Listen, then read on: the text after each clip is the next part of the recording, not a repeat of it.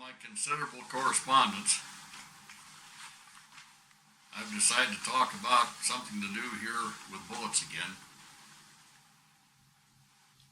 We don't seem to understand. We've got a lot of bullets over the last number of years here that have been designed by various outfits to satisfy the long-range shooting crowd.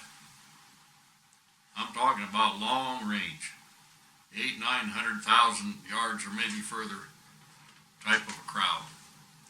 Unfortunately, there shouldn't be a crowd that's attempting to shoot our majestic wildlife at these extreme distances, because it's wounding animals that are never recovered, and then people are going and shooting again, and maybe doing the same thing and doing it again. So here's why I'm talking about bullets, really. All these bullets have to be made considerably thin in the front end of the bullet to get it to expand reliably at these beyond reason type of distances.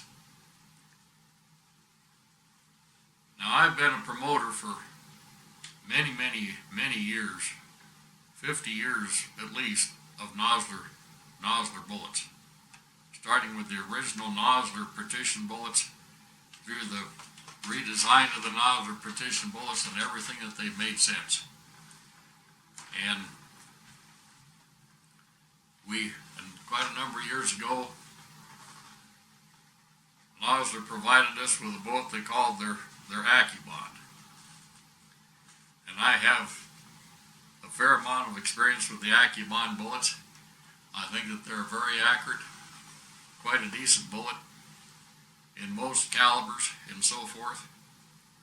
And that bullet has a fairly thick jacket in the rear part of the front end, thinned down somewhat towards the front, but not overly thin. They're a bonded type of a bullet. And those bullets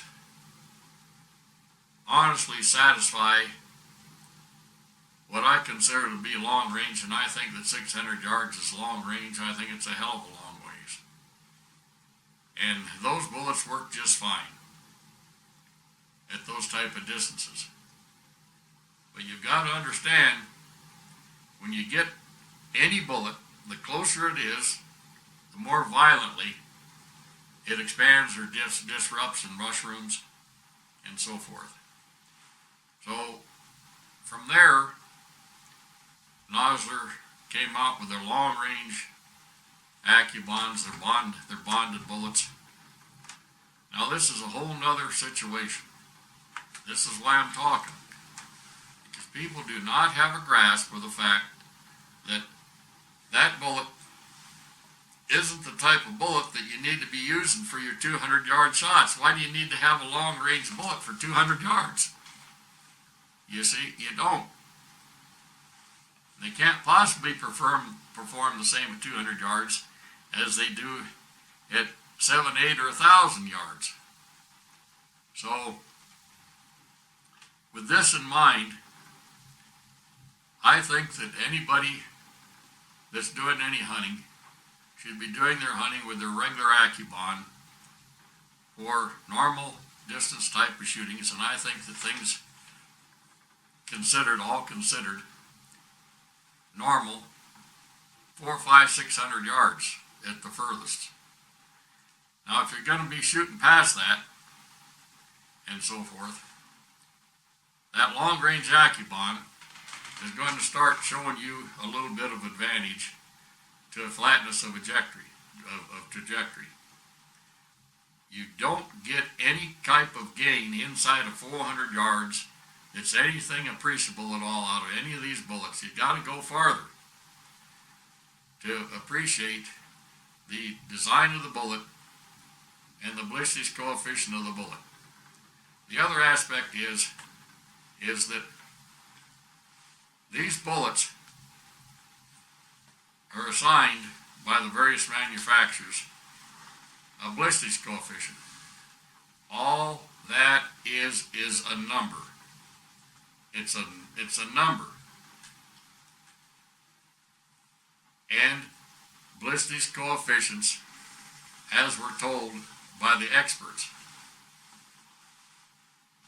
by the ballisticians who really know their game, is that the ballistics coefficient is constantly changing. It's changing from the time it's 20 feet from the muzzle. It's changing all the way as it's going down range. Just because the ballistics coefficient is 676 ballistics coefficient, it's changing. It's changing. It has to change. Everything is changing. It's decelerating. It's experiencing all types of things in flight, and one thing another. So I always want to point these things out, because everybody seems to be absolutely hep on buying these high ballistics coefficient bullets. There's only just a couple of bullets that are made by several manufacturers that are honestly long-range bullets capable of doing the job to take game. The rest of the bullets are nothing but real thin jacketed bullets that people are being hoodwinked into buying from various makers that are very poor bullets at any distance, let alone long range. And people are making a hugely bad choice by picking the bullet because of ballistics coefficient. You need to pick the bullet because of design and what it will really do for you, and pay attention to the ballistics coefficient last. You'll be far better off, and you'll be less disappointed in the performance of the bullet if you are paying attention to things in that order. But unfortunately, we got a highly inexperienced crowd out here that are always trying to one-up somebody else, one thing or another, and this long range thing has gotten severely out of hand. In this part of the country, we're probably losing somewhere around 25% of our trophy animals that are never recovered, and these clowns that are promoting this are going and killing another animal and maybe doing the same damn thing again, maybe doing it 2 or 3 times. We've got outfitters within the area here that are having you shoot their rifle. Now, if you're a hunter and you come to hunt, you need to bring a rifle that you know and you know how to use and you know what you're doing, or you don't have any damn business in the field. And if you buy into this long range aspect and shoot your guide's or your outfitter's rifle, the likelihood is you don't have any experience whatsoever with that rifle under the conditions that you're perhaps in. You got no business doing it. But it's these high ballistics coefficient bullets and all other types of aspects that have led to this unreasonable situation to do with our wildlife. And I'll guarantee you, people coming to this part of the country are finding out real damn quick that the hunting is pretty damn sorry. Because between the wolves, the grizzly bears, and other predators, we're losing a lot of wildlife.